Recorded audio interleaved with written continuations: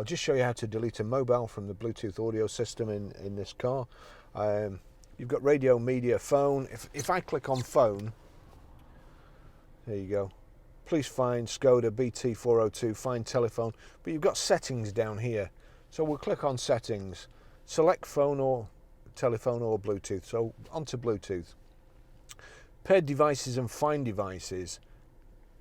Paired devices, Barry's iPhone 10, and then there's a dustbin there. Do you really want to delete Barry's iPhone? No, that's why I pressed the dustbin. Delete.